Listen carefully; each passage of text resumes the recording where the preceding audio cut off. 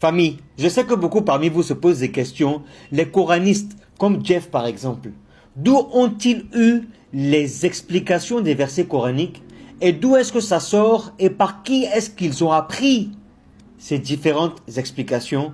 Je vous laisse écouter dans un de mes directs un cheikh qui était monté nous expliquer d'où est-ce qu'ils ont pris ces explications et comment est-ce qu'ils ont commencé. Écoutez.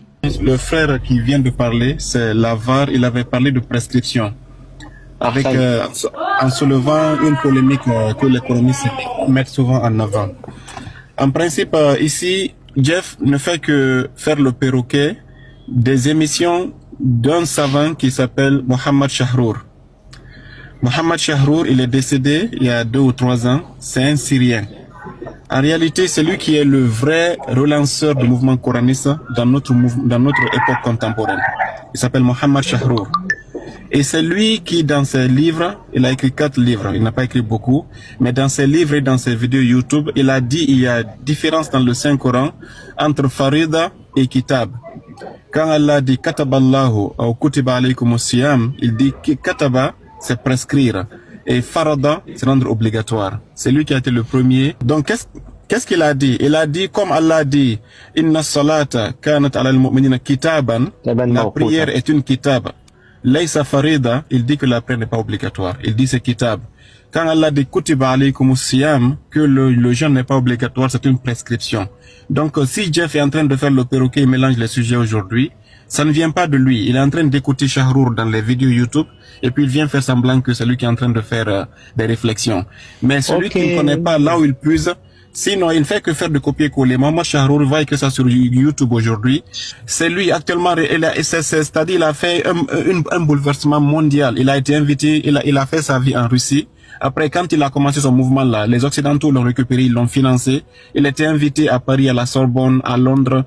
Il n'y a pas une université internationale où il n'a pas été invité, ce monsieur-là, pour aller propager ce mouvement coraniste.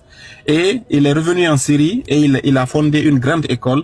Il a fait débat avec tous les grands musulmans de Azhar, tout ça, il les a tous terrassés parce que il t'a dit, il était plus en avance que par rapport au débat. C'était des wahhabites, mais il n'a pas rencontré un chiite, malheureusement. Sinon, les chiites l'auraient mis à sa place. Et tous les coranistes que tu vois aujourd'hui, il y a beaucoup de jeunes qui sont nés aujourd'hui, comme Samir Islambouli, comme Hussein Khalil, comme beaucoup d'autres, je ne vais pas tous les citer ici, Firas al-Mounir, ils sont en train de prendre les livres de Chahrour et de faire des copier-coller. Et qu'est-ce que Jeff fait? Il va tirer ces livres-là et puis il fait des vidéos de 2 minutes. Donc revenons sur le mot prescription. Qu'est-ce qu'ils disent? Ils disent que chaque fois que Dieu dit farada, ça c'est comme le hajj. Faridatu min Allah, c'est une obligation, là on ne peut pas déroger. Mais tout ce qui est kitab, ils disent il y a une alternative. C'est ce que Chahrour a dit. Pourquoi il dit ça? Il dit si Dieu dit kutiba alaykum siyam, quand Dieu dit que je vous ai prescrit le jeûne, il dit le jeûne n'est pas une obligation. C'est Chahrour qui le dit. Hein. Il dit si toi tu as l'argent et que le mois de Ramadan arrive, tu peux faire al-fidya. Il donne le verset si tu as la capacité de payer l'argent, toi tu es un banna, tu es un riche, et que le Ramadan arrive, tu prends 750 grammes de riz par jour, ça fait combien? 1,5 kg chaque 2 jours. Et puis tu prends ça, tu calcules fois 30 jours, tu enlèves ça, tu donnes le premier jour de Ramadan et puis ton Ramadan est accepté, tu n'as pas à gêner si tu es riche. Ça c'est ce qu'on appelle kitab, ce qu'on appelle, il y a une alternative.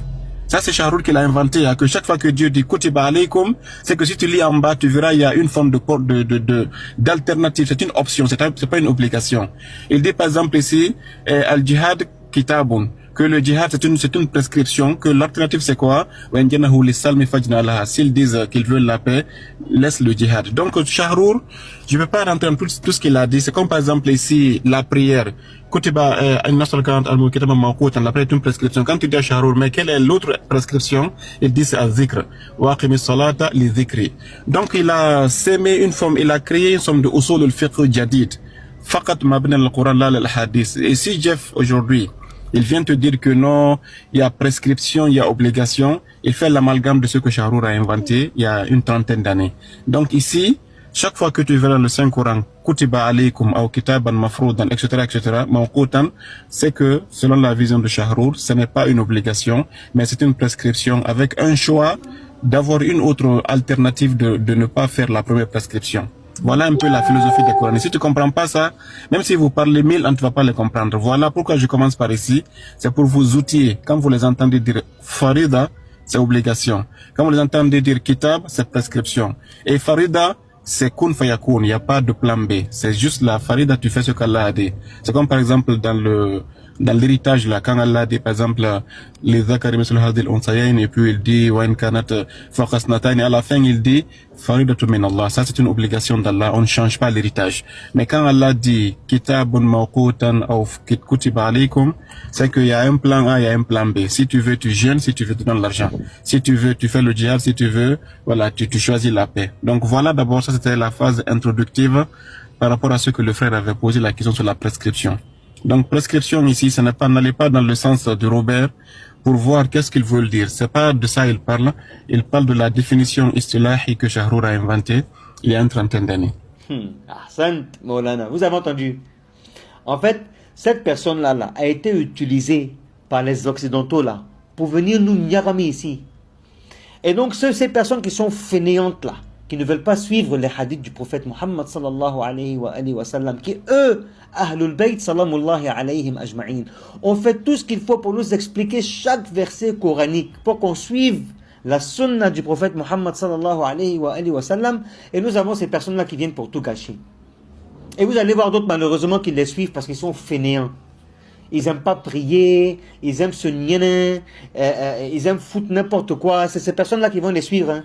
Mais les personnes qui sont douées d'intelligence, Allahu Akbar, quand Allah subhanahu wa ta'ala dit que l'islam c'est pour les gens intelligents, là c'est pas faux. Voilà, c'est pas faux. Tu vas aller suivre quelqu'un qui te donne des explications même bidons, et d'autres vont aller croire pour suivre. Famille, méfiez-vous de ce que vous entendez avec les coranistes. Méfiez-vous. C'est de ça qu'il s'agit. Notre travail est réveiller les gens. Maintenant, si tu veux rester en train de dormir, mon ami, il faut rester de dormir. Maintenant, toi qui veux te réveiller là, toi qui cherches la vérité là, ne t'arrête jamais de chercher la vérité pour comprendre qui suivre et puis qui ne pas suivre. C'est de ça qu'il s'agit. Assalamu alaikum wa rahmatullahi.